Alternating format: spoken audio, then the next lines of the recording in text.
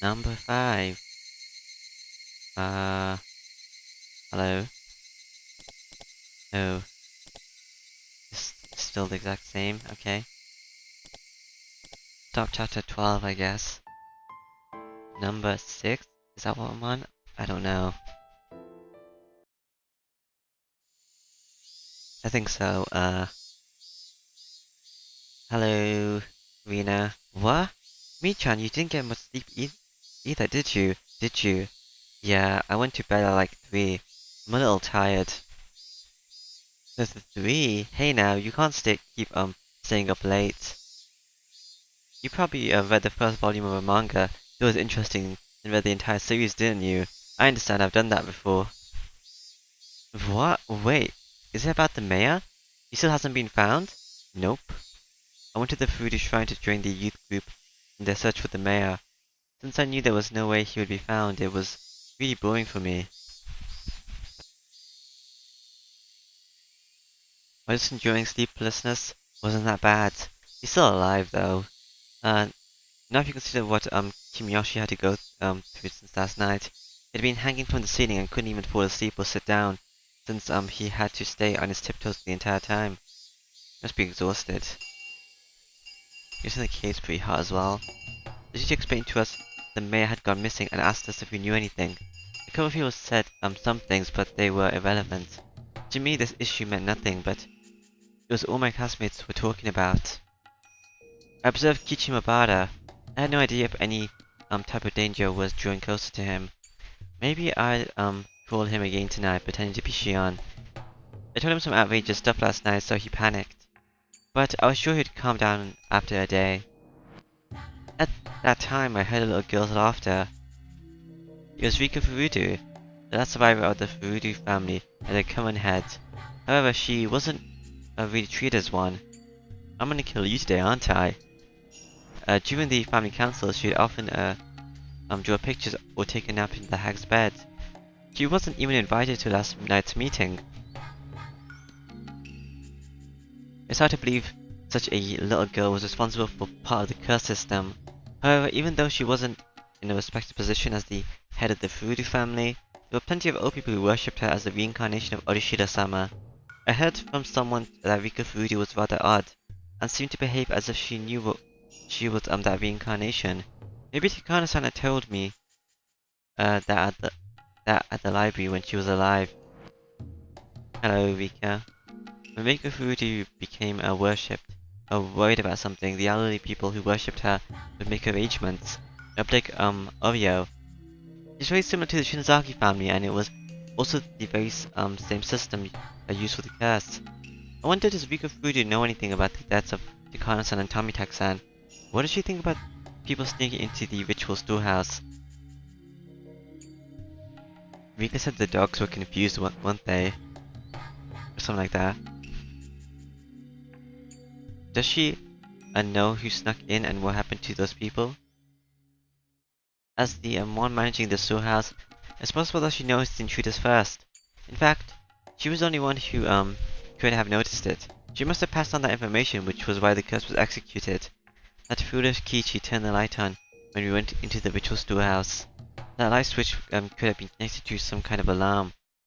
Rika Furudu, the leader of the Furudu family, maybe getting to know her would be a good idea.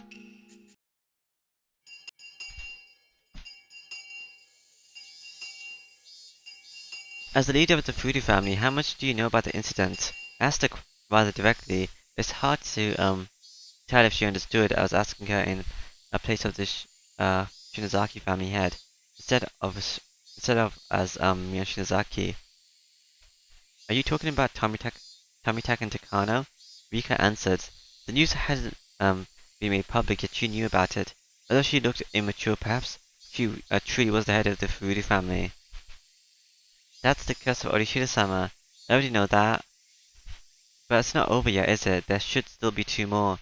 Have you heard about what will happen to them? I tried to be vague to see how Rika Furudu would react.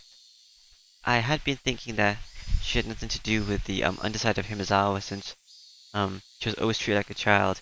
However, Rika had just said things about the incident which no people shouldn't know about. That proves she belonged to the underside's network. Hello, Rika. I don't think that matters anymore. It doesn't. Why not, Rika? She answered the question about Termitaxan and Dekanasan fairly quickly, but took her a little longer to answer this time. Does she have to think about it? Shit. The look on her face never changes. It's impossible to figure out what she's thinking. What do you mean? How can they get away with what they've done? I think if they feel bad about what they've done, that should be fine. Her response was unexpected, especially after seeing all the old people get so furious last night. To trespass into the ritual storehouse was blasphemy against Orishida-sama. The village elders had said those intruders would deserve to die. Yet the leader of the Fudu family who protected the sacred storehouse for ritual implements said that if they felt remorse for it, then that should be fine. I recall our people threw a Rika Fudu's father during the dam conflict. Yes. Their father was called an optimist back then. He didn't agree with the Oniga Uchi Guardians who had resisted violently during the dam conflict. Like father, like daughter. I aggressively grabbed Rika Fudu by the collar. Huh? What the heck are you talking about? You're really stupid, just like your predecessor, aren't you? The Fudu family must understand better than anyone how sacred the ritual storehouse is. How could the head of that family say such a thing? I laughed to myself. I was told the exact same thing by someone else and was now saying it to Rika. Don't you know how serious a crime trespassing in the ritual storehouse is? It's a very important place for Orishida-sama, so no one can go in without permission. See, you know that. But those people brought their filth in there. What bad kitty cats, meow? That's right, bad cats. 2 cats have been caught and punished. There are 2 more, meow. How do you think they should be punished? Tell me your opinion as the head of the Fudu family. Rika really didn't usually wear any expression whatsoever, making it impossible to tell what she was thinking. But while I grabbed her by the collar and stared at her, I could tell somehow. Rika was a little disturbed. I sensed she was trying to see what I was thinking in turn. I want to forgive those 2 kitty cats. Why should they get away with what they've done? Me? What are you trying to say? That's a good question, so let me explain. Those 2 must offer compensation for what they've done. They have to clear away their sins, otherwise Orishida-sama won't stop being angry. Every crime must be punished appropriately. Do you understand? Orishida-sama doesn't get angry even if someone enters the storehouse. Huh? What are you saying? The reason why no one is allowed to see the ritual storehouse is because there are too many scary tools in there. I'm sure people would get scared if they saw them. That's why we don't let people in there. I'm sure those intruders were scared too, and I'm sure they feel bad about what they've done. They're forgiven once they feel bad about what they've done. That's not for you to decide, that's for Orishida-sama to decide. I'm the shrine maiden of Orishida-sama, don't you know? Of course I do. And you aren't telling me that Orishida-sama told you he isn't angry, are you? Rika nodded without hesitation. I can't believe the lies she's coming up with. I'm not surprised, I'm shocked. Huh? That's why your parents died of the curse 2 years ago. Orishida-sama was angry because they didn't deserve to serve him. That's why he cursed your father. Orishida-sama would never do that. My father didn't die because of the curse of Orishida-sama. Bah? Am I really, talking to the last shrine maiden of the Fudu family? How did he die then? I believe Rika.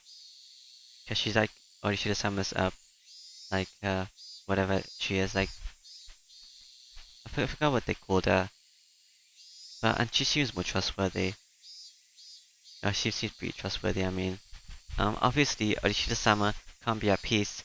You're supposed to worship Orishida-sama. How pathetic. I don't know why you're so angry, me. I realized she was in a position to know as much as the other 2 family heads. As proof, she talked about this year's incident as though it was nothing. Yet, she could fake ignorance with a serious face. She sure is something. She's even better than me. I slapped her a few times and pushed her to the floor. Rika, having tumbled downwards, looked up at me with tears in her eyes. This all happened because you wanted to change the storehouse lock to something that was easier for you, right? That's true. The armor was too heavy, so I talked to Kimiyoshi and he changed it to a cheaper, lighter one. If you left a heavier lock on, maybe that would have prevented them from trespassing. This is your fault too. Don't you forget that.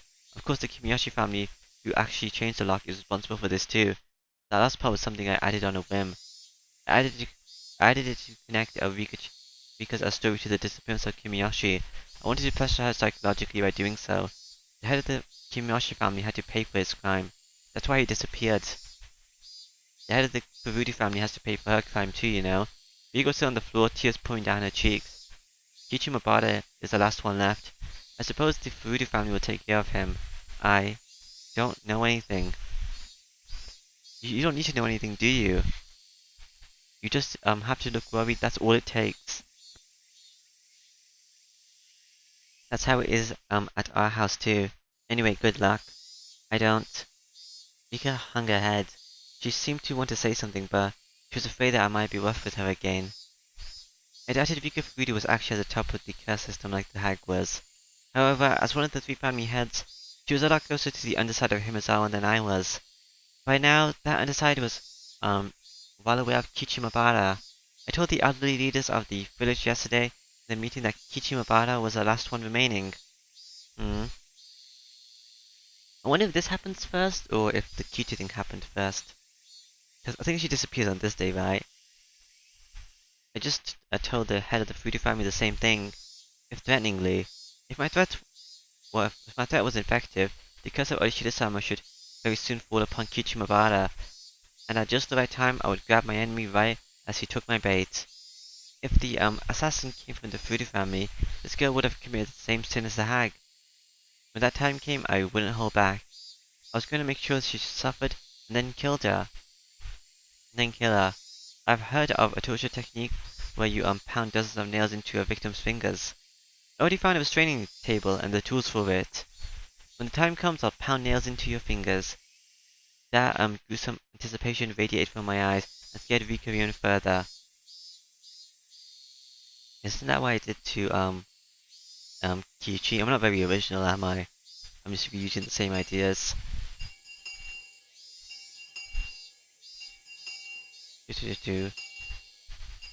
I'm back home, I guess. I wonder how Kimiyoshi is doing. I doubt he died from tiptoeing all night, but sometimes a human can go very easily. Very easily?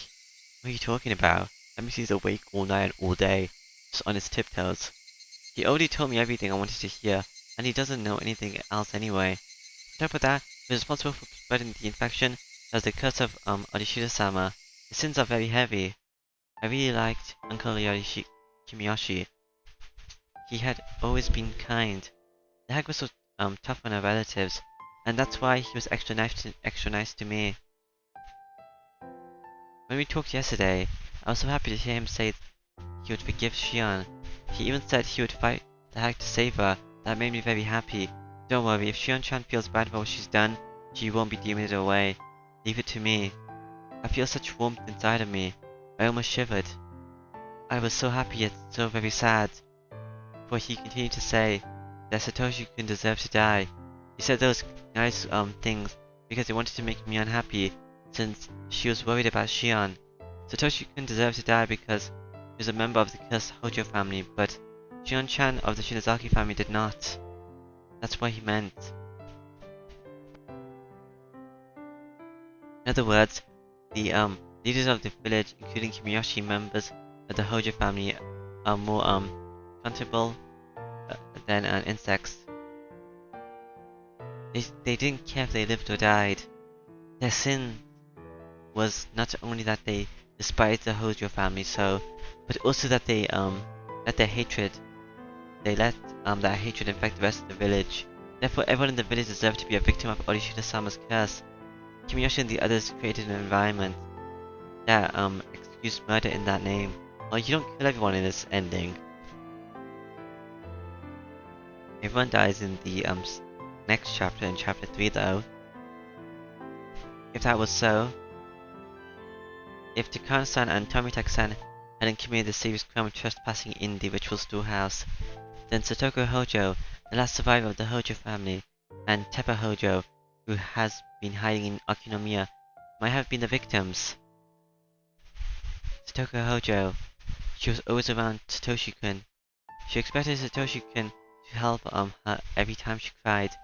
She was one of the people who cornered him. If Satoko wasn't that much of a burden, Satoshi-kun wouldn't have killed his aunt. Somebody told Satoshi-kun to commit that murder, and to hide the evidence of his connection to the mastermind. Satoshi-kun was demoted away. That's what Uchi thought. If Satoshi-kun hadn't killed his aunt, maybe he wouldn't have been chosen as last year's victim. Because the commands were vague. After all, the curse of Orishida-sama fell upon the Hojo family as a whole. It didn't matter which member of the family died. His aunt had a terrible reputation in the neighborhood. She didn't communicate with her neighbors.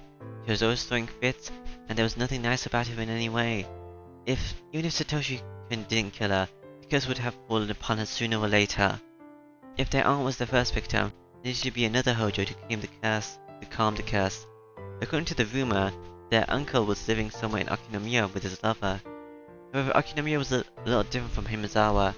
The Shinozaki family was powerful there as well, of course, but it would have been more difficult in Akinomiya to demon someone away. But naturally, Satoshi-kun and Satoko, who were still in Himizawa, became the target. Which one should be cursed? That was simple. Satoko, of course. She was snobby and lacking in manners. Everyone in the neighborhood liked Satoshi-kun. Even if he was the son of the Hojo couple who betrayed the village during the dam conflict, compared to Satoko, he didn't deserve to die. Therefore, the actual victims of the last year's curse should have been his aunt and Satoko. No, not Satoko. Satoshi-kun was suddenly all alone. His mean aunt and mean uncle were gone. His sister who was a burden to him all his life was gone too. Satoshi-kun was such a nice person, he would be sad although he'd realize he was finally free. But time would heal him. I would even help. He didn't have to live in his house in Himizawa. There were plenty of empty rooms in the apartment block where I lived. I think he just wanted to blame Shinazaki's and not talk to you. I could find him a part-time job too. He didn't need to go to school in Himizawa. He could go to school with me in Akinomiya instead. He wouldn't know his way around or really anything about the school there. So I would be with Satoshi-kun all the time. I'd show him a shuriken to school. We'd go shopping and I'd teach him many different things. What an unbelievably happy ending. Satoshi-kun had been suffering so much, and I had been pushed away all my life. But we would finally be happy. I enjoy these sweet delusions, but I didn't have any more time to waste. I was sure there were plenty of old people who had been trying to get a hold of Oreo all morning, and who were going to try to catch me after I got home from school. Actually, the phone had been ringing constantly while I was enjoying the happy thoughts. When I answered the phone, I casually listened and replied. As I planned, Kichimobara is known as the next curse victim within the underside of Himizawa. I also tried to let them know the disappearance of the chief village had something to do with the fact that he changed the lock of the which was Storehouse's door. All the authorities in the underside came to realize the seriousness of trespassing in the storehouse. After all, one of the heads of the three families got punished. One of the phone calls was from Uchi. He had also heard about Kimiyoshi's disappearance, and he knew it had something to do with the changing of the lock. I'm impressed. He had some pretty good sources, but all he can do is catch whatever information he can get. There's no way for him to find out where it's coming from. I'd go to Kichimobara again later tonight. Some of the more aggressive villagers may have already started to take action around him. I'm sure that by now Kichi is feeling the danger that's coming towards him. Is it this chapter that someone's almost ready to run him over? I guess so, maybe. I forgot. It wasn't chapter 3, so it's either chapter 1 or chapter 2. I'd have to be careful that he doesn't get killed easily. If I can catch the enemy before they fight Kichi, I can use him as bait again. Kichimobara. I haven't known him for that long. He's funny, if not intelligent. He never replaced Satoshi-kun, but I do think he's fun to be around. There's just one thing I don't like about him. He rubs my head far too often. His hand is as warm as Satoshi-kun's hand, which is why I can't stand it. But that's about it. Kichimobara isn't Satoshi-kun's enemy. I don't hate him. He's fun to be around, but I wouldn't shed a tear for him if he became a victim of the curse. I won't prevent Kichimobara from being killed, but I won't kill him myself either. I'd make arrangements for the curse to fall upon him, but I never told anyone to kill him. Well, I suppose I did tell Rika Furudu to take care of Kichimabara. Wait a minute. To avenge Satoshi-kun, I'm doing the exact same thing as the hack did. I'm using this exact same system that killed Satoshi-kun. Kichimabara. I'm just using him. I told people to let the chaos fall upon Kichi, but I've been giving him appropriate warnings. I'm gonna help if he tries to leave. If I can catch all of my enemies, maybe I'll let him loose. He's different from Satoshi-kun. Satoshi-kun was tricked into killing his aunt, and he was killed himself afterwards. So there wouldn't be any evidence remaining. I won't kill Kichimabara. Well, that's true. Actually, you did kill him, but I forgot. Apparently, you killed him after the demon took over, so I don't know if that's you or what. That's how I'm different from the hag. Like, is the demon just you being mad? Yeah. Everything was turning to night. I had to get dinner ready. I had to eat so I'd have enough strength to take revenge. Is Kimiyoshi okay? I don't know if you checked on him. Like, you didn't inform me if he's alive or not. This place was far from the town. It wouldn't even be isolated during winter because of the snow. It's not unusual for a household like this to have like 2 or 3 refrigerators. There were plenty of groceries left in them. I was glad I didn't have to go grocery shopping. I could hear the course of the Higurashi. People often say that the sound of the Higurashi brings back memories, but for me it's the exact opposite. I've only ever heard the sound of the Higurashi in Himizawa. Therefore, the sound of the Higurashi to me is Himizawa. The sound reminded me that I wasn't supposed to be here, that I couldn't be here. That was when I heard the doorbell. Because there's a good distance between the house and the gate, there was both a doorbell and the intercom by the latter. It had a security camera too. Something as modern as a security camera monitor in this old-fashioned kitchen looked rather strange. I turned the switch, but nothing appeared on the monitor. I tried to check the plug, but there were a bunch of cords going behind the refrigerator, so I couldn't even do that. The doorbell continued to ring while I was trying to figure out if the monitor was broken, or if I didn't know how to turn it on. I only felt like answering the door depending on who it was. It'd normally be easier to pretend to be out, but that wouldn't help me. I was waiting for my enemies to show up. I couldn't just hide myself in that case. The hag was supposed to be sick and in an extremely bad mood. I'd already sent word out that she didn't want to see anyone. So who could it be? I made up my mind and turned the intercom on. If it was someone unwanted, I could just turn away whoever it was. But I had to act normally so it wouldn't arouse suspicion. I had to act normally. Yes? Who is it? Hello? She didn't tell me her name, but I recognized her voice. Rika-chan, what are you doing here? At this time of day? I ran out of soy sauce, so could you share some with me? Soy sauce? I almost screamed, but I controlled myself. I took a moment to think about the situation. It was far from most stores, so sometimes neighbors would share seasoning and stuff with each other. The village sometimes got snowed in during winter, but the Furudu shrine was quite far away from this house. It was rather odd for her to come all the way here on her bicycle just to get some soy sauce. Maybe she was using it as an excuse. Maybe there was something she wanted to talk to me about. That was when I noticed a piece of paper that was on the refrigerator door next to the intercom. We still have plenty of homemade soy sauce in stock. Feel free to come to the Shinozaki house if you want some. The hag must have given that flyer to everyone. One of our relatives sent her a barrel of soy sauce. If you want some, bring a container, that's what the flyer said. I see that this would explain it. There was a handwritten note at the bottom of the flyer. The soy sauce is in the storage area under the floor. Give them as much as they want. There's a storage area beneath the floor. When I opened it, I saw a barrel of soy sauce along a funnel and a ladle. I didn't want Rika to notice anything suspicious at this point. I tried to share the soy sauce with her. Sure. Did you bring a container? I brought a soy sauce bottle. Okay, come on in. I'll be at the front door. As I headed there, I heard the doorbell ring again. Me, the gate is locked from the inside, I can't open it. That's right. Sorry, I'll be right there. Just hang on.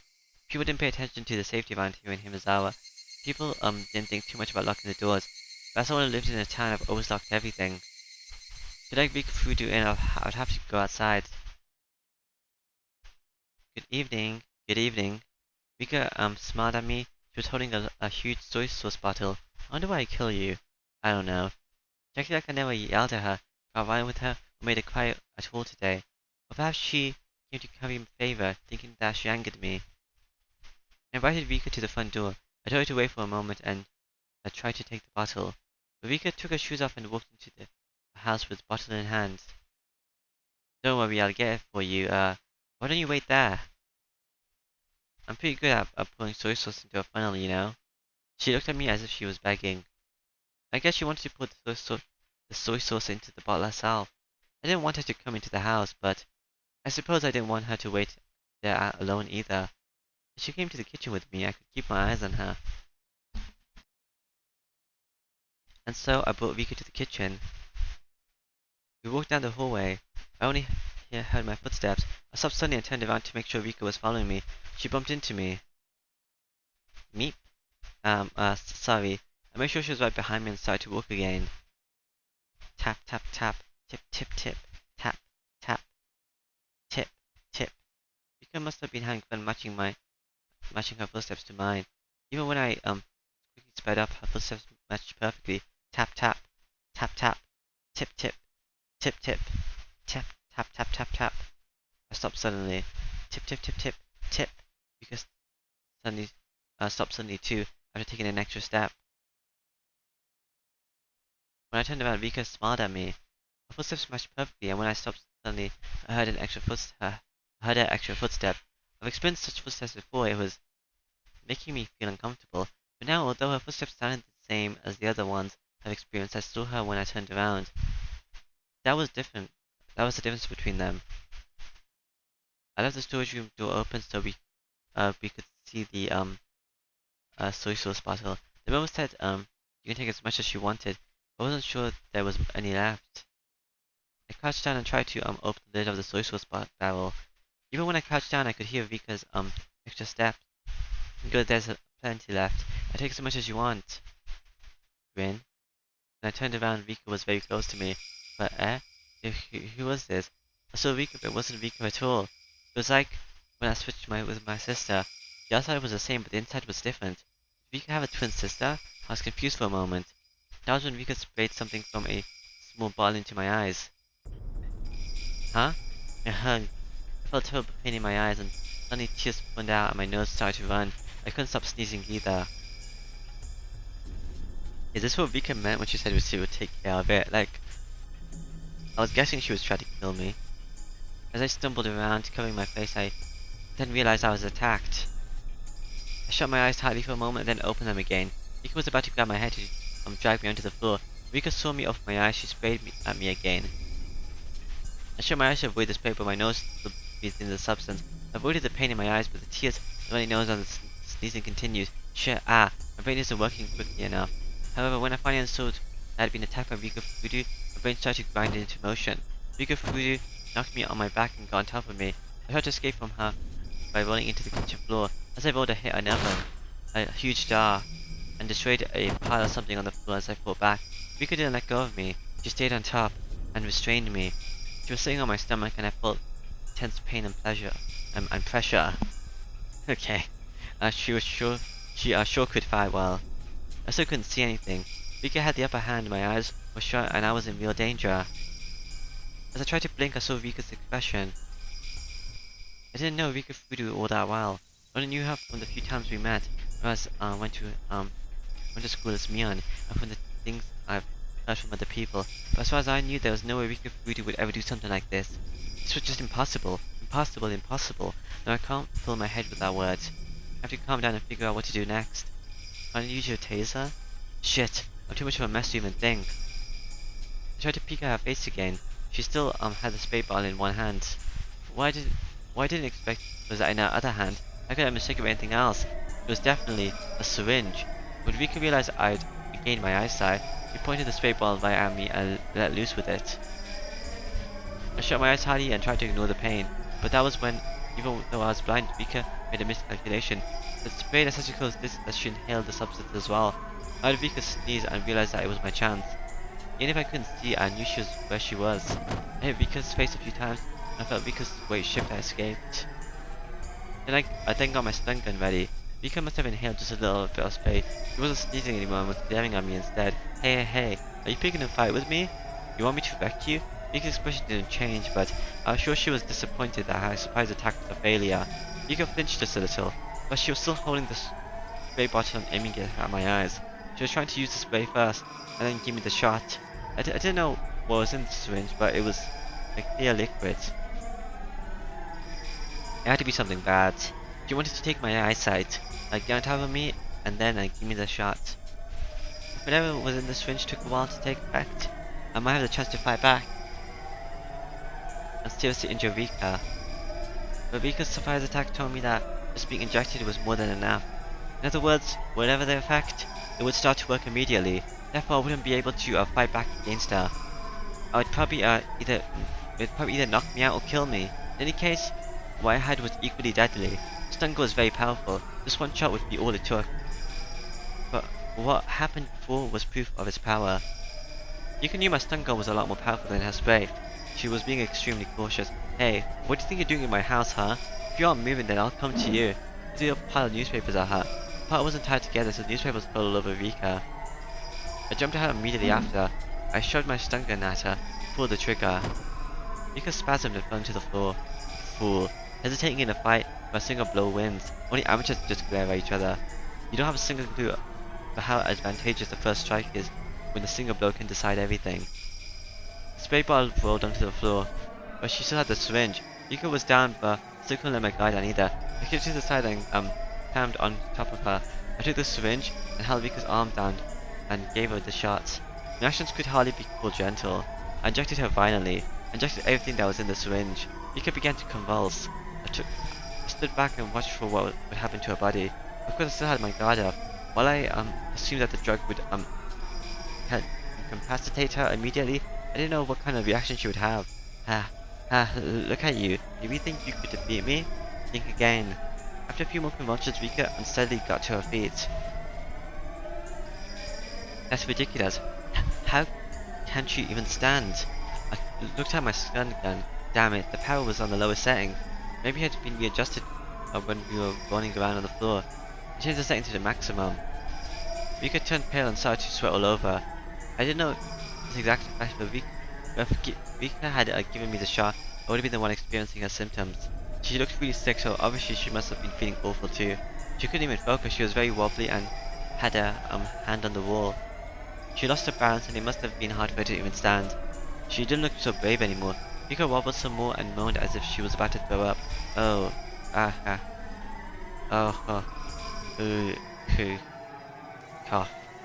cough, cough. Rika looked scary as she moaned and wobbled. At the same time, she looked kind of funny too. Suddenly, she hadn't even dreamed she would be getting the shot herself. As the man sows, so shall he reap. That's what you get. Ha ha ha. This is funny, so funny. But please don't throw up here. Go to the bathroom, okay? I'm gonna enjoy how long it'll take for you to die. Oh, but that means I can't torture you later, huh? I've been planning to use the nail table on you, so either you choke on your own vomit and die, or I pound nails into all 10 of your fingers. I wonder which will it be. Okay, I'll know. Let's move to the underground shrine storage. I'll put you to sleep so I can move you there, okay? I walked up to Rina, my stun gun making popping sounds. Rika saw the sparks from the stun gun.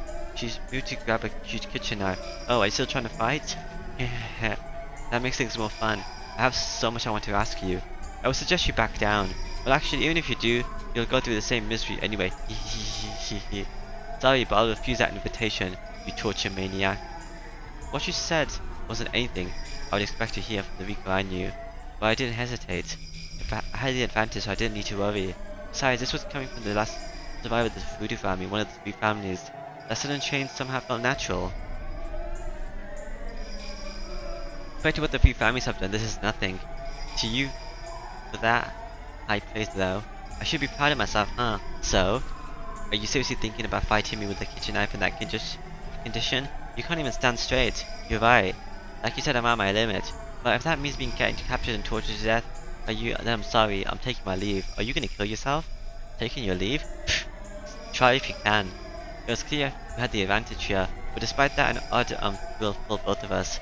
We lost our minds wasn't a fleeting phase for the people of Himizawa. It was a feeling of release when modern demons could stop pretending to be humans. Yes, this was a mad banquet of demons, the saving of blood and devouring of flesh. Attended by the head of the Voodoo family and the head of the Shinzaki family. They are families whose blood is closer to them madness of the demons. I stood in front of the hallway so as to block her escape route. The windows had a grate and the door had a safety chain on it. If she turned around, I would hit her with my stun gun. In this situation, what did Rika Fury mean by taking a leave? She means she's gonna kill herself. Rika got her knife ready. I expected her to aim at my stomach when she attacked, so I took a stance with my stun gun ready in my hand. However, Rika suddenly turned around. I carefully watched to see what her next move would be. Rika put the handle of the knife to the wall and held it in place. What was she going to do? Goodbye, torture maniac. I won't give you the satisfaction of killing me. Rika reared her head back and slammed her jaw against the knife on the wall. Her blood spattered all over. Rika bent backwards repeatedly and let the knife slash out her throat, again and again. Her neck and chest were dyed red. I'd always thought blood was darker, but her blood wasn't dark, it was so bright. I must have been confused, but it looked pretty. After doing this several times, Rika turned around. Her eyes were wide open, she didn't even look like she was from this world. Her face looked like something both living and dead, both real and artificial. It was very scary, eerie, and above all else pale. Although her face looked unearthly, it was a very appropriate face for a demon. I didn't have a mirror so I couldn't tell, but I was so sure I looked exactly like her. Rika continued to violently slash her throat. It reminded me of someone trying to break a huge piece of ice with an ice pick. That was exactly what Rika looked like. The white chips of ice coolly flying through the air. What I saw before me was a beautiful sight. Every time Rika struck her throat, tiny drops of red blood splattered the boring white world around her. It was like a dance, a dedication dance by the final head of the Furudu family. The demon's last dance of dedication to Arishida-sama. Upon seeing that literal blood-curdling dance, I let out a fierce roar. I had no reason to do so. I was howling like an animal. We were like animals trying to kill each other, but both being covered in blood. And inadvertently, as one convulsed in a pool of that blood, the other threw back its head and howled. My body shivered with the joy I felt inside of me. This was death, the most final of judgments, and it was right before me. The demons howled. I wonder if I'm gonna dispose of your body first, or get a call from Satoko first. Screamed and roared. The roars faded and my voice started to change from the voice of a demon back to that of a human. As a demon I roared, but as a human I sneered. Rika was covered in blood from her neck down. Her blood was pouring out, making a little noise. Rika was still staring into my eyes. I stared back at her. I wasn't sure they were still eyes though. They were no longer human eyes, but the eyes of the dead. Rika's corpse vomited blood from her mouth and nose and smiled. Then she dropped the knife. She stuck her hands out and turned her palms upwards. Her wiggling fingers reminded me of an insect's legs. Those fingers reached for her own throat. I'd never seen anything like it. I'd never seen anyone do this before. Because Rika was scratching her own throat. She was ripping her own throat apart. Maybe that wasn't a good description. She was trying to rip out the inside of her throat, through the opening she had made with a knife. I wonder if the syringe just makes you kill yourself then. Or like Rika just killed herself because she didn't want to give it satisfaction like she said. Her fingers found the biggest hair. Rika smiled. At least that's what I would have called her if she was alive. She ripped out the tear in one tug. Or it could just be like the scratching at throat is what the syringe does, I have no idea. Wow. Upon hearing my screams, Rika died and fell over on her face into a pool of blood. That was it. She didn't get up again to show me her throat. I stepped back from Rika Fuji's body and bumped into the wall in the hallway. Roar. I roared again in admiration of the ritual dance of dedication of the head of the Fuji family. Joy ran through my body, and my blood rushed through my veins. I won! I defeated her! Roar. I didn't realize I'd disposed of the heads of two families of the curse of Arishida-sama. Everything was finally exposed. The curse of Arishida-sama and its masterminds were all exposed. I disposed of the leaders of the three families to all kill Satoshi-kun. The head of the Shinozaki family died of a heart attack. She was at the bottom of the well along with a wheelchair. I apprehended the head of the Meow family. He continued to tiptoe until he died. The head of the Furudu family died in a way that was perfect were the final head of the 3 families of Onigashima. I did it. I accomplished my mission. I defeated all the masterminds. You killed Satoshi-kun with the curse. Everyone. Satoshi-kun, you were powerless. You didn't have the means to fight back. Those evil people simply sneered while they let you die. After marking you as a member of the cursed Hojo family. And will never, ever forgive them. They believe you deserve to die because you were one of the Hojos. As long as it was done by the curse of Oshii-sama, they didn't care about how you were killed. I will never forgive those people for creating this world.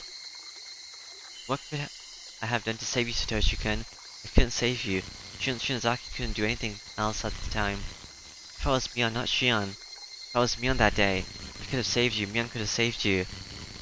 That's right, I remember now. Shion. She said she wanted to eat red snapfish sashimi that day. I was supposed to eat that, but Shion pouted and cried. That was why I let her switch for that just for that night. I did to make her happy like a big sister would. Shion was never treated well, so I felt bad. That was it. I was being a good sister, that was it. When morning came, the world had turned upside down and had remained so until today. We weren't twins anymore. The one with the demon was Mion, the one without the demon was Shion. What was that supposed to mean? Wait, Mom, listen. I'm Mion, not her. You can tell us apart, right, Mom? Look, can't you tell I'm Mion? Come on, everyone, tell me I'm Mion. I'm Mion. Don't call me Shion. I'm Mion, I am. Then I realized, you knew, didn't you, that the relatives weren't gathering for a simple party that night. You knew. No, I didn't. I really didn't know. Huh? How can you say that? You were so persistent that day. You said you never eat red snapper before, so you really wanted to try it. You never gave up asking me. I really didn't know. I didn't know if I had known, I wouldn't have said that. What? So, Shion was Mion this whole time? Huh, okay. Oh sure, you were always jealous of me. That was why I switched places with you every once in a while. But you weren't satisfied with just that. You became even more jealous. And that now you knew that what was going on and took Mion from me. You took Mion from me. Give Mion back. I'm the one who's Mion. I am Mion Shinozaki. You were Shion this whole time. Don't call yourself Mion, you imposter. I kicked the bars of the cells repeatedly while I roared. Compared to my roar, the metallic noise of the bars sounded like the cries of a little puppy. I had been convinced by something so stupid. The tattoo at the back was just a way of telling us apart. Even without the tattoo, I am Mion. That's right, I am Mion Shinozaki. I gathered my hair and put it in a ponytail with the yellow band that Mion used to do all the time. Because I didn't feel my hair on my neck, I felt like I could think more clearly now. Two Mions looked at each other through the iron bars. According to our sibling rules, that was never to happen. Yes, there was only one Mion and one Shion. There could never be two of either at the same time. Shion, let your hair down. I am Mion and Mion is here. You were never Mion, so don't pretend to be me ever again, do you hear? I said, do you hear? If you do, answer me, Shion. I took myself back on this day. Shion admitted she was Shion. Ah, I wonder if it is to be Mion. I feel great. I can think clearly now. Because after all, Mion is capable of anything. Unlike you, Shion, how dare you pretend to be Mion? Do you have any idea? Huh, Shion? Yes, sis. Shion called me sis, and so I was Mion. Ah. The demon was going to be asleep deep inside of me was finally able to allow to wake up. The demon roared in my whole body shivered to express his joy. Shion, you committed a great sin. You were Mion until now. You were in a powerful position as Mion. The Shinozaki family, and you didn't even try to rescue Satoshi-kun. You had millions of chances to save him, but you chose not to do anything. I won't forgive you, I never forgive you. I could have saved Satoshi-kun. You took him from me and you killed him. I never forgive you for that. This is weird, you know? Because... like, I'm still gonna call you Shion. Because Mion was called Mion first. So, I think I'm sure to do this in chapter 3 or chapter 1. I don't know. I never forgive you for that. Shion was shaking on the other side of the bars. I'll kill you in the best possible way. So today I'm going to think of the best, most gruesome way to kill you. Shion, you better spend every minute fearing what's coming to you. I won't just kill you, I'll make sure your death is long and miserable. And after you're dead, I'll throw you into the well. You better apologize to Satoshi-kun when you're down there. This is what you get for pretending to be me. Do you hear me? It's your sin. Ah, Higurashi maybe? I don't know. Probably not. It didn't sound like it's gonna be. So no, this is a long part. Maybe just be like one thingy for the whole entire chapter. I need to at least clean up the kitchen. While I was putting on old newspapers on the floor to absorb the blood, the phone rang. I didn't want to answer, but maybe I should. I should answer it and talk to whoever it was. Hello, Satoko. Hello, this is the Shinazaki residence. Thank you for answering. This is Hojo calling. I was surprised to hear the Hojo name, but I realized right away it was Satoko. Oh? What's the matter, Satoko? Sorry to call so late. Is Rika not there with you? Ah, yes.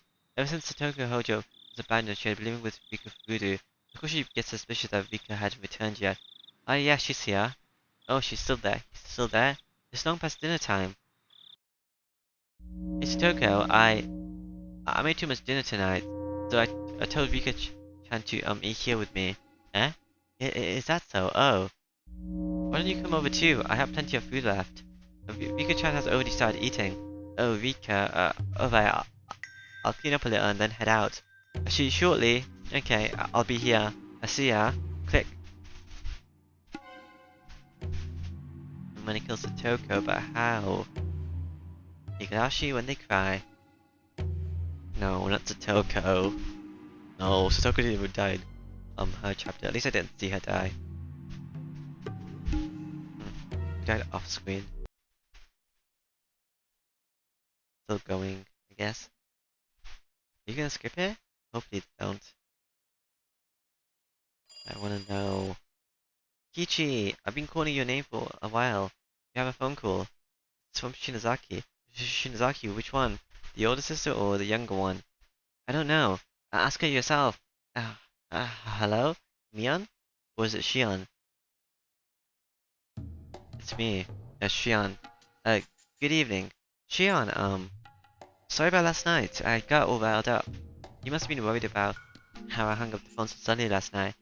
We're tied to the same fate. Making sure the other is right is the only way to guarantee, our own safety. Yeah, I agree. We absolutely need to share whatever information we have. So that we, don't die like the Khan-san and Tomita-san did. Gulp. I heard, Kichi swallow loudly. Now let's continue from where we left off. Are you gonna escort Satoko in? I'm guessing this is happening in between the thingies? So this conversation is gonna end then... Oh yeah, cause like, Kichi has like a 30-minute wait time before he actually goes. Because he's constantly just calling the Fugudu house for like 30 minutes, isn't he? So after this phone call ends, I have like 30 minutes to kill Satoko. And the best way to kill her is obviously with my taser. So I just need to escort her in, taser her, and take her to the torture room. Then let's continue from where we left off. You'll listen without getting angry this time, right? Yeah, I'll be fine. Kichi agreed to be quiet and listen. I explained the dangerous situation Kichi was in once again. Looks like how some evil people in the village attacked Dukan-san and Tomita-san they might attack us one day. It was ironic, of course, that I was warning him. I was also the one who made sure the curse would fall upon him. Let's report anything we noticed that seems strange. If we connect all the tiny pieces that we have, then just maybe we'll find out who killed them. Maybe even the truth behind the incidences of the past few years. You're right. You're right about that. Then I'll start, since I suggested it. I feel like somebody has been watching me lately. What? I was making this up. I just wanted him to realize how urgent the situation was. It might be my imagination, but I'll tell you anyway. I think it's just me, but if you feel like you're being watched too, Ki-chan, then maybe it's not just in my head. Well, don't worry. At the very least, everything will be fine with me. Seems like nothing had happened to Kichi today, at least. Now that the heads of all those three families are gone, it's possible the curse system had been destroyed entirely. If that was the case, then Kichi might not be attacked after all. But if there was someone who did want to attack him, that meant part of the curse system was still alive. In other words, my mission wouldn't be accomplished just yet. Kichi is a litmus test in the situation. I'd know whether or not all the enemies were gone, depending on if Kichi got bitten. He sure is a useful man. After that, I went along with what Kyuchi said. Made sure he was fearful of Mion as well as all the other three families. I explained to him the possibility that the whole village was involved and that the curse of Odisha-sama might be some sort of system. Then I remember Shion. I wouldn't know too much about the disappearance of the mayor, so I continued. I just heard this myself. Is it true that Uncle Kimiyoshi went missing? You mean the mayor? Wait, Shion. You haven't heard? I don't know anything. I just overheard my father talking about it on the phone again. Yeah, actually, last night after the meeting he didn't come home, so the whole village was in a panic. They searched all over Himizawa, but if they found him, then I haven't heard. The police should be searching for him as well. Why do you tell me something that important right away? Sorry, I thought you already knew. I didn't want to hide it or anything. Ki-chan. What? What should I do? What's wrong? Tell me, we're not keeping secrets from each other, are we? I'm sorry, I didn't mean to hide it. I was just, the conversation just got turned around and we're on the same side, right? I won't get mad, so just tell me. Uncle Yoshiro, I told him everything. Old man not Yorishiro, Kimiyoshi. Yorishiro is the one that gave you the job. He's, someone you feel comfortable confiding in, Shion. Yes.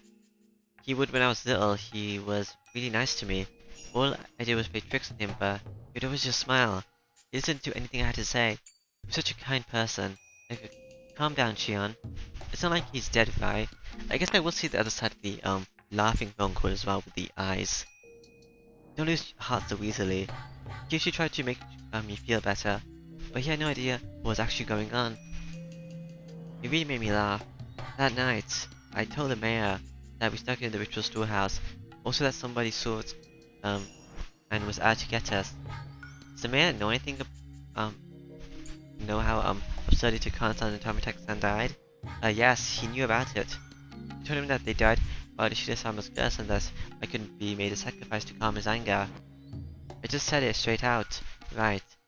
What then? Uncle Kimiyoshi didn't get angry. He smiled, then told me that if I was remorseful about it, there was no way I would get humid away. He was really smiling and he told me to leave it to him. I actually got a little startled while saying that. Uncle Kimiyoshi had been so reliable. I was happy when he said that he would protect Shion. I truly was happy. If only he hadn't said anything to insult Satoshi-kun. It's my fault, because I confessed everything. Stop it, Shion. It's not your fault. No, it is my fault. I told him our secret. Kimiyoshi found out about everything, so he had to have been killed. It was right after I confessed to him after all. He disappeared the same night and he told me everything was going to be alright. It was such a strange feeling. I wasn't upset at all, but as I pretended to be upset and put words of prayers for Kimiyoshi's safety, I started to feel that emotion growing inside me. I was only pretending to be distressed to fool Kyuchi, but the emotion began dwelling up inside me. It feels like I was being consumed by that emotion, so the words coming from my mouth weren't words I intentionally said. They were words that consuming emotion forced me to say. It was like someone inside me was doing the talking instead, and I was just watching someone talk from a short distance away. I should never have told him. All of this should have only been our fault, only the four of us. It wasn't something I should have told anyone. He got killed because I told him. He got killed because he knew. He got killed because I confessed to him. Hey, stop, if they were doing that, then they would obviously have killed you before the mayor. It doesn't matter. It doesn't make sense. You or I should have been killed first. Why would other people die before us? It doesn't make sense. They must be planning to kill us last of all. Huh? What? You start by killing those we're close to, and after it causes us so much pain, then they'll kill us. That must be what they're doing. What I just said scared even me. Killing our loved ones first do harm us emotionally and only then killing us at the height of our suffering. Whoa. I felt like something crawling up my spine. That's also an awesome idea. I may not be human anymore, I really am a demon. A human could never think of such cool things. That would be one incredible hell. Your close friends dying one after another after being tortured, and after all that you get killed yourself. What a great way to destroy someone's life. Why was I getting excited about this? Because I could get going with that plan right away. Rika-chan, it's Rika-chan. What? What did you say just now? Well, the truth is, I told him about it. I told Rika-chan today. Rika-chan, you mean Rika-chama? The one from the Buddhist shrine? It's Rika-chan. I felt so scared and uneasy that I did. I told Rika-chan. When you did, what did she say? Yeah, it's worrying too much. I'll do something about it for sure. That's what Rika-chan said. I'm sorry, Shion. Hmm? She was gonna kill me because I was worrying too much. I, uh, I'm worried about Rika-chan. Wait, no, Kichi's the cat, I forgot. Alright, if you're that good, then don't worry about me. Please, please go find out whether she's safe. Yeah, I'll do that. I'll call you again tomorrow at the same time. When I do, you'll know, um, you'll know I'm still alright. I got you. I'll be waiting. Okay, bye. Sorry, I'm hanging up. Kichi, I'm hung up roughly. Haha, what a hilarious conversation with Kichi. Everything was just too darn funny. Kichi Mabara, go ahead and struggle helplessly. Went all over the village and see if the curse is still alive. Go ahead and see if my enemies are still around. I laughed for a while, then calmed myself down. I'd already got rid of the motorcycles and shoes belonging to Rika and Satoko. I didn't get to see Satoko's death. My house was, for the moment, taken care of. I could expect Kichi to run around in a panic, to ask for help from someone, and then ultimately come to me on. Maybe she's not dead, but I didn't get to see anything. More than likely, the youth group would end up looking for Rika like they did with the mayor. I'd probably have to endure another long night again knowing nobody would find her. I decided to wait until the phone rang. I killed time by watching TV until I did. Until it did. Hmm. Kichan, are you serious? I'm going to get really mad if this is a joke. Oh yeah, this is just you calling Rina, then you're gonna get me. I scolded Kichi for suspecting that Rika has disappeared. Michan, if it really is a joke, don't get mad, smile. It would be a joke after all. We, you need to go make sure whether it's a joke or not. Yeah, you're right, sorry for getting upset.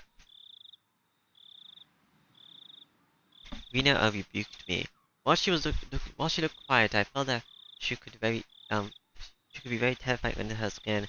I had no bias for that impression, but I still felt that way. I just didn't like her. I had disliked her ever since that rainy day at the bus stop. It wasn't that we didn't get along, though. How should I put it? I was at a loss for words how to explain it. Ah, that was it.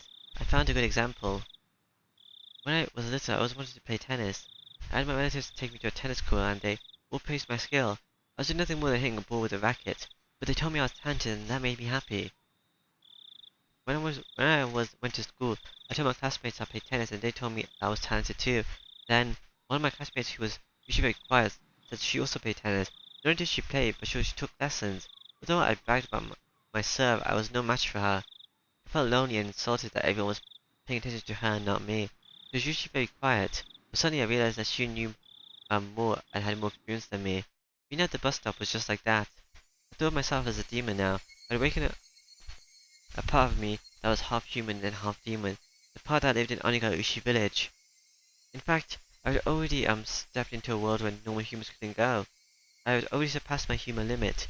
I generally thought myself as a superior being, having transcended the realm of mortals. But when my eyes met with Rina Higura's, I felt what I did a long time ago with tennis. Why? Why did I feel that way with Rina? I'd heard that in the animal world during battle, animals glare at each other to display their strength. Only humans have to punch or kick each other to feel superiority or inferiority. Most animals can tell just by glaring at each other. In that case, could it be the same with Rina? With Rika? Rina? No, not Rika. Michan, are you okay? Hmm? Yeah, sorry, I haven't slept since yesterday, sorry. We had the ladder scene again. Kichi climbed up the ladder and tried to peek into the window on the second floor where Rika and Stoker lived. It's my job to hold down the ladder. Rina cautioned me to hold on to it tightly. Bye, Rina. Micha, I'm going to go check the main house just to be sure, okay? Oh, you are going, okay? I'll be right back. Okay, be careful. Rina ran up after that. When I looked up, I saw, Ichi trying to open a door. a window, but all of them were locked. What do you mean by main house? Yuchi asked me from the top of the ladder. It's the Fudu family's actual house. After her parents passed away, I think it's been left like that. Ah, right. Rika-chan's parents, they passed away, huh? She's also an orphan. Her parents fell from a cliff because of Odishi's curse. Then her older brother Satoshi, he disappeared. Satoshi, I've heard that name before. He's heard that name before? I felt anger growing inside of me. Don't you know whose desk you're using every day? You act as if it belongs to you. You drop food on them while eating lunch. You drool on it while taking a nap. Don't you know who it really belongs to? Why am I acting that way if I'm Mion? Satoshi-kun doesn't even exist anymore. He was deeming it away. It's hardly Kyuchi's fault that he didn't know. It really isn't his fault. Toko and Rika-chan have been living in this shack ever since. Neither of them has any family, but at least they're together. They help each other out. Didn't Venus say there was a main house? Wouldn't it be easier to live there? I think she tried that at first, but she said it was hard, though, because it reminded her of her parents. After everyone in the Satoko family died, and she started living with Rika, it only made sense. Satoko and Rika were best friends. They didn't care about the Hojo family or the Furudu family. They had been best friends since before the dam conflict. The reason why the curse never fell on Satoko, Rika Furudu probably had a lot to do with it. That made more sense than anything else, at least. Satoko was pardoned the curse of the Hojo family, all thanks to Rika Furudu's arrangements. Satoko had never been a victim of the Night of Higurashi. According to the curse system I'd uncovered, the last survivor of the Hojo family, Sadori and Himizawa, would be the perfect target for this year's curse. Therefore, whoever was responsible for executing the curse must have tried to take her life. However, nothing happened to her, proving that Satoko had escaped from the curse. That was really and truly infuriating. She might have been the head of the Furudu family, but I still couldn't accept that such a little girl had enough power to protect her best friend. Mion, no, actually Shion must have had the same power then. Just like Rika protected Satoko, Shion protected Satoshi. Damn it. Rika-chan and Satoko-chan, they have it hard, huh? She's cursed, huh? Mion? What did you just say? I said she's cursed. Mion, why are you making that face? Satoko Hojo, she has been cursed by Orishida-sama. I can't accept that Satoko was pardoned from the curse, although she was a member of the cursed family. She was one of the cursed Hojos. Satoshi-kun wasn't pardoned, but Satoko was. She was cursed, but she got away. She escaped the curse, but Satoshi-kun didn't. I can't accept that. In fact, Satoshi should have been the one to. Satoko should be the one to be cursed the most. She couldn't Satoshi-kun physically and emotionally. That was why things got weirder and weirder, and in the end everything went crazy. When I think back on it, it was Satoko who I hated most of all. She couldn't Satoshi-kun. Okay. And as a result, Satoshi-kun disappeared. Like, there aren't even letters in between there.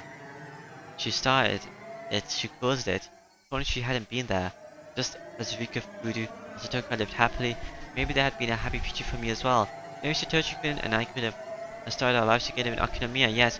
If I look at both the beginning and the end, it's so obvious. Satoko's existence caused everything. Satoshi-kun had to kill his aunt because of Satoko. The three families used that to create the curse, and then they killed him. The police were convinced he just ran away, but he would never do that. He was the type of person who would always do his best at everything, all by himself. He was always doing the very best he could for his sister, yet he was forced to vanish. He worked so hard for Satoko, and though he was living just for her, he was erased. Poor Satoshi-kun, he was so underappreciated. That girl knew no bounds. She was cursed. If you got near her, you would meet the same fate. You'd be cursed to die or disappear. That really was it. She was the main cause behind it all. She wormed her way into Rikufuru's good grace, and that was why the curse fell upon Satoshi-kun. She should have died first, then Satoshi-kun would still be alive. If he was alive, I could have done something for him. I can't forgive her. I can't forgive Satoko. I can't forgive that girl. There can be no peace with her. There can be no peace. She was the perfect target for the curse of 1983. The curse of Orishida-sama. Rika Food is the reincarnation of Orishida-sama. Yet, that's what she is, the reincarnation. Rika was dead. The reincarnation of Orishida-sama had died. There's no more god in Himizawa to deliver the curse. Which also means that Rika dying isn't the cause of the volcano thingy. I'm the one who had to deliver it now. I am Mina Shinzaki, the head of the Shinzaki family, one of the three families of Onigaushi. Now that all the heads of the three families are gone, there's no one to surpass me. I will deliver the curse of Orishida-sama, nobody else. I'll deliver it. I am the curse. I've become Orishida-sama. I felt hot bubbles boiling over deep inside of me. I could tell the demon inside of me wanted to roar. I noticed that Kichi was looking down at me. Calm down, Mion. He can't tell what you're thinking. Calm down, calm down. At that point I heard footsteps coming closer. Still 4 or 5 adults accompanied by Rina running towards us with flashlights in their hands. One of them opened the lock of the cabinet and the cabin door, and we all went inside. Of course there was nobody there. Satoko and Rika lived here alone. I doubted Satoko would have left a note saying she was going to the Shinzaki house when Rika was there already. But it would be fun if she did. Because of that, I hurried into the room ahead of Rina, to make sure there was nothing left behind. The rumor of Rika and Satoko's disappearance spread around the village quickly. More villagers gathered at the Fuda shrine. Acting in place of the head of the Shinzaki family, they commanded them to search the village. The villagers nodded and scattered. How long had it been since the last time I was truly Mion? I felt so pleased that my body almost went numb. Lots of villagers went in and out of the shrine. They yelled at each other that she was still nowhere to be found. Some suggested other places to look, and they all left. They made a lot of noise with their comings and goings. Members of the Women's Association brought out huge pots and gas cookers from the storage and got ready to cook for the men. That's when I noticed Kichi's unsteady walking towards a copse of dark pine trees. What was he thinking? How stupid of him to be alone on a night like this. If the person responsible for executing the curse was nearby, he wouldn't come back safely. Mi-chan, we all went around Ojo Lake, but didn't find anything. We tried to light up around the pond, but we're going to have to wait until the sun's up. Okay, thanks for your hard work. The women are making some Minsko soup, so please rest up and have some. Mian-chan, do you know whether you should park their bicycles? No, they probably parked them at the bottom of the stairs leading up here. I don't think they would come up while carrying them. Can't find their bicycles. Where did they go? If they left their bikes, they could have gone pretty far. Maybe even as far as the town. In that case, we'll have to look outside of Himizawa. By the way, who first noticed that Rika-chama was gone? I was Ki-chan, who suddenly had a hunch. Oh, that Mabada kid, huh? He was a little suspicious. Speaking of which, why hasn't the Mabada family shown up while we're in a crisis like this? The Mabadas haven't joined the town council, so they're on the youth group's phone directory. Really? Well, ain't no helping it then, huh? They joined, didn't they? I think it's just that their names isn't in the directory yet. The last time we updated it was at the beginning of the year. They just moved here, so that's why they aren't in it. That Mabada kid's hunch is still suspicious. They do say the person on the scene is the most suspicious. Where did he go? I saw him walking towards the pine trees. Did someone go get him? Conveniently, I saw Kichi and Rina walking back towards us. Kichi-chan, where did you go? I was worried you would disappear too. Sorry. It looked like nothing had happened to Kichi. If so, that's fine. That means I took care of all my enemies. Oh my, I knew I saw something good coming from all the way over here. I'd be obliged if you allowed me to have some. I heard the loud, a sticky voice of a middle-aged man. Uzushi. He must be confused by this year's incident. The scale of the curse this time is nothing like the previous ones. Ushi's information network is about equal to ours, or even better than the others on the town council. In other words, you could easily uncover a rumor that was circulating through the underside of the village. It must have come here to see that the disappearance of Kimiyoshi and Rika had something to do with the shooting of the locks on the ritual storehouse doors. The piece will come from me sooner or later. I am Mian Shinozaki. By removing all heads of the three families, my enemies, I have become the head in their place. I can't allow Mian Shinozaki to continue existing. I have to destroy the existence of the head of the Shinozaki family. When I destroy my own position, that is when my revenge will come to an end. More than likely, I'll have Ushi witness my final moments. My eyes and Ushi's met. Damn it, he thinks I'm suspicious already. You're right, Ushi. I did it. Mio Shinozaki, the head of the Shinozaki family, is the culprit. He. I wonder if I die when I'm in the apartment complex. So I wonder if the tip's gonna be... It's gonna show me how to with Satoko. Because I want to see what happened with Satoko. No, it's just notebooks. This is so sad. Notebook 195. Rika Furudu. She was the head of the Furudu family, but she never appeared at the most important meetings. Even if she did show up, nobody would ask for her opinion, so it never really matters if she was there or not. Legend of the Furudu family says that if their firstborn is a girl with 8 generations in a row, that 8th child would be the reincarnation of Yoshida-sama. According to Kana's research, Rika Furudu is very lucky to be the one.